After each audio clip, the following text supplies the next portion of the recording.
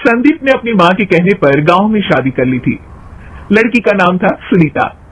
माँ का कहना था एकदम मॉडर्न बहू नहीं होनी चाहिए, लेकिन उन्हें नहीं पता था कि गांव से आने वाली बहू सुंदर सुशील तो होगी और उसको गांव से बाहर भी निकाल लाएंगे, लेकिन उसके अंदर का गांव कैसे बाहर निकलेगा। शादी के कुछ दिन बाद, माँ टिफिन तो देना जरा। बेटा अब तो स्कूल नहीं ऑफिस जाता है, माँ से नहीं अपनी बीवी से टिफिन मांगा कर। ओके माँ। सुनीता टिफिन ले आओ। 1 किलो टिफिन, इसके अंदर पिस्ता डाल दिया है। पिस्ता? पिस्ता क्यों? सास जी ने बोला था ना कि आपको पिस्ता बहुत पसंद है। ओहो, मैंने पिस्ता नहीं पास्ता बोला था, पास्ता। पास्ता? कहीं होता है पास्ता?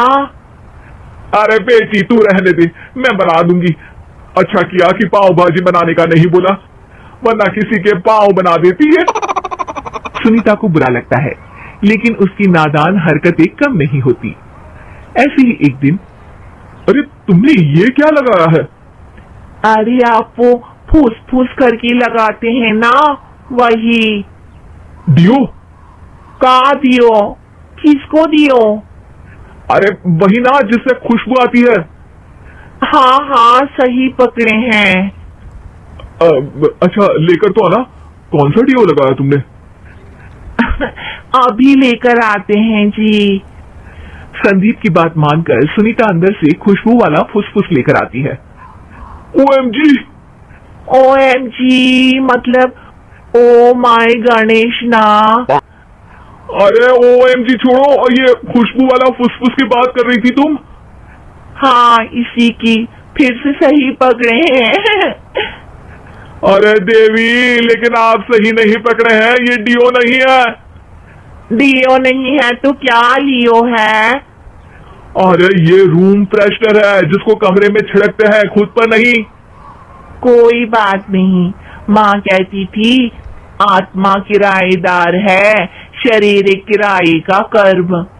हम शरीर पे ये डाल लिए तो क्या फर्क पड़ जाएगा। अरे बहू, ओ बहू, मेरे लिए फल तो लिया, फिर मैं बाजार जाऊंगी। सुनीता अपनी सास के लिए फल लेकर आती है।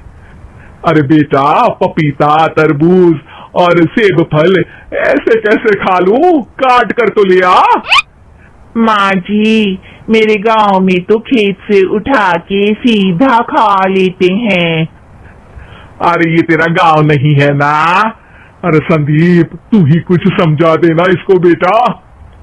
मैं कैसे समझाऊं माँ, ये तो माइक्रोवेव को भी भट्टी बोलती है। कल मैंने बोला हाय कैसी हो, तो बोलती है किसी को हाय नहीं लगानी चाहिए। अरे सुनीता, तेरा क्या होगा? अभी तो कैसे बताऊं माँ जी, अभी हम कुछ करेंगे फिर पता चलेगा क्या होगा, लड़का या लड़की। हे भगवान, कहाँ से आ गई है? रामपुर से जी, आप ही तो लेकर आए थे मुझे। अरे मुझे माफ कर दो। पहले कोई गलती तो करिए जी, आपकी तो सारी गलती माफ कर देंगे हम। हाँ अरे बहू, मेरी बात सुन, फल यानी कि फ्रूट जब भी लाए ना तो काट कर लाना, ठीक है? जी ठीक है माँ जी, फल यानी फ्रूट यानी काट के लाऊंगी। सुनीता रोज ही कोई ऐसी हरकत कर देती जिसकी वजह से उसे घर में 2 बातें सुननी पड़ती। एक दिन, माँ मेरे बॉस घर पर आने वाले हैं शाम को, उनका बर्थडे है, फैमिली साथ नहीं रहती उनके, तो यही पार्टी कर लेंगे। उनको अच्छा लगा तो शायद मेरा प्रमोशन भी हो जाएगा।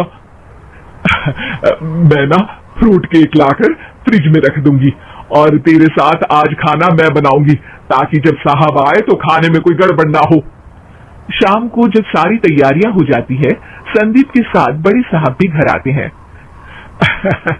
फ्रूट केक तो ले आना बहू, फिर खाना खाएंगे। और इस सब की क्या जरूरत थी, आपने बुलाया वही काफी है। सर आपका परिवार शहर में नहीं है तो हम ही आपके परिवार जैसे हैं सर।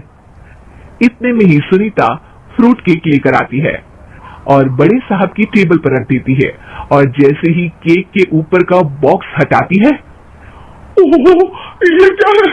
केक तो कटा हुआ है, मैं तो ऐसा नहीं लाई थी। आप मुझे शाबाशी दे सकती है माँ जी, मैंने ही केक काट दिया।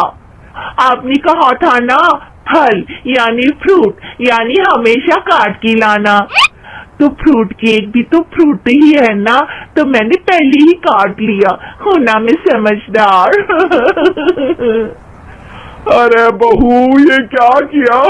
केक हमेशा वही काटता है जिसका जन्मदिन होता है।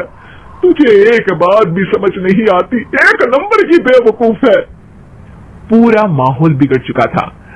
संदीप को लगने लगा था कि साहब उसे प्रमोशन तो दूर की बात है, कहीं डिमोशन ना दे दे, लेकिन साहब बीच में ही बोल पड़ते हैं, अरे अरे कोई बात नहीं, ये इनकी बेवकूफी नहीं है, इनका भोलापन है।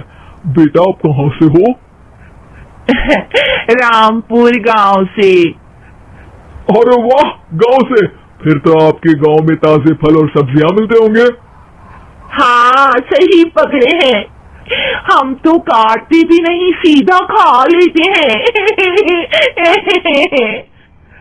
मैं ना एक बार तुम्हारे गांव घूमने जरूर चलूंगा। क्यों संदीप, ले चलोगे ना? मुझे गांव घूमना बहुत पसंद है। बस फिर क्या था, संदीप और सास दोनों खुश हो गए, क्योंकि साहब को सुनीता ने गांव की बात करके खुश कर दिया था। अब संदीप का प्रमोशन पक्का था। शिक्षा, कभी भी किसी भी गलती पर घबराना नहीं चाहिए। हो सकता है कि उस गलती की वजह से आगे बड़ा फायदा हो जाए।